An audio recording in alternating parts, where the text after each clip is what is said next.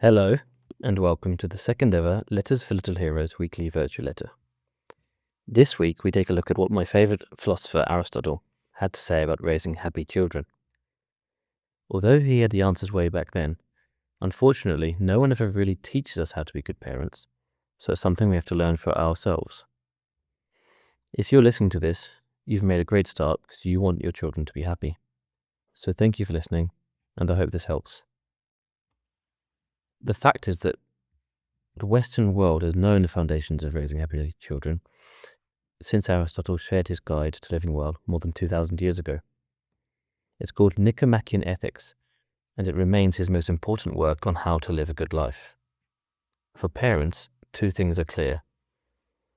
Most of your child's character is formed in early childhood, and children learn more from what you do than from what you say. If you want your children to live good lives, then it begins with being a good example. That means working on your own character, starting now. Because as Aristotle said, it makes no small difference then whether we form habits of one kind or another from our very youth. It makes a very great difference, or rather all the difference.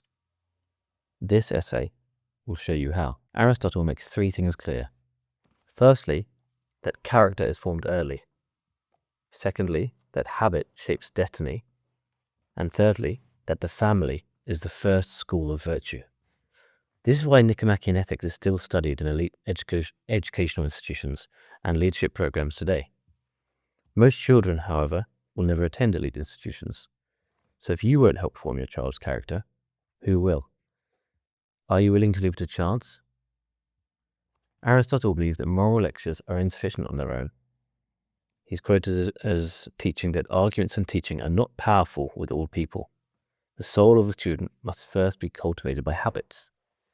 Translated into plain language, that means that children become who they are trained to become via modeling and practice. They do not become who you tell them to be. And modern research backs this. Albert Bandura's social learning theory shows that children learn behavior primarily through modeling, not explanation. And longitudinal studies show that a child's self-control mirrors their parents, a child's emotional regulation mirrors their parents, and a child's moral reasoning strongly correlates with parental honesty. And today, neuroscience and developmental technology are echoing Aristotle's teachings almost word for word. The Heckman curve by James Heckman, a Nobel laureate in economics, shows that early character formation in self-control, perseverance, and social skills delivers far higher lifetime returns than later academic intervention.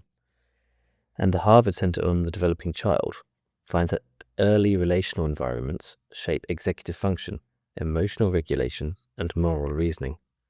In short, early experiences build our brain architecture. With this in mind then, how do we raise children to live a good life? According to Aristotle, happiness, which he called eudaimonia, is an activity of the soul in accordance with virtue.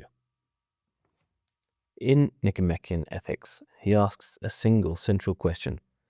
What does it mean to live well as a human being? First, he is clear that the goal of life is eudaimonia, which most accurately translates to flourishing as a human being.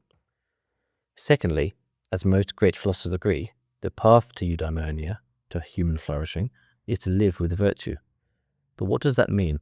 For Aristotle, virtues are human excellences, qualities that allow a person to function at their best, just as sharpness allows a knife to function well. Examples include courage, facing fear without recklessness, honesty, telling the truth even when it costs you, self-control, governing impulses rather than being ruled by them, justice, treating others fairly, and kindness, caring for others' good, not just your own.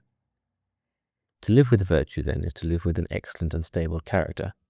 It means choosing the right action, even when it's difficult, or especially then, telling the truth when lying would be easier, controlling anger rather than being controlled by it, and it means acting each day in a way you'd be proud for your children to imitate. It means living so that you can respect yourself. You're worthy of that respect. You're worthy of trust. Your word means something, and your primary concern is doing the right thing at the right time, even or especially when it comes at a cost.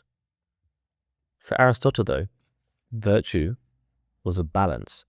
He described it as the golden mean between two extremes. For example, courage lies between the extremes of cowardice and recklessness. Honesty lies between dishonesty and harshness.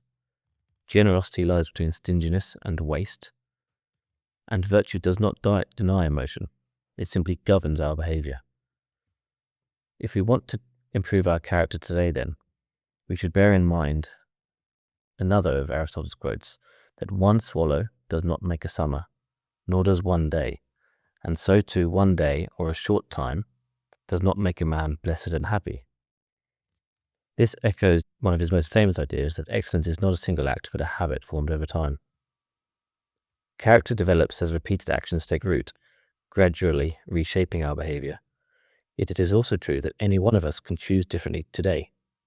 Courage practiced today is still courage. Truth told today is still truth. Generosity shown today matters, even if it is not yet a habit. What I have found helpful is measuring my daily behavior against 12 of Aristotle's core virtues. You can find these virtues at the virtueletter.lettersforlittleheroes.com. The first column shows the area of life involved, the context, or as Aristotle would have called, the sphere of life. The second and fourth columns show the opposing vices, the vice of deficiency and the vice of excess, and the center shows the virtue of the golden mean. What this gives you is something fully within your control, your own behavior. You can ask, was I courageous, cowardly, or reckless today? Was I honest, evasive, or harsh? And you can measure your child's behavior the same way, to check their course, not to judge them. As with all habit change, this requires daily practice.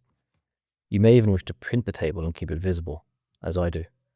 If character is destiny, and your children model their character after you, what more meaningful work could there be than improving yourself? Your family will thank you for it.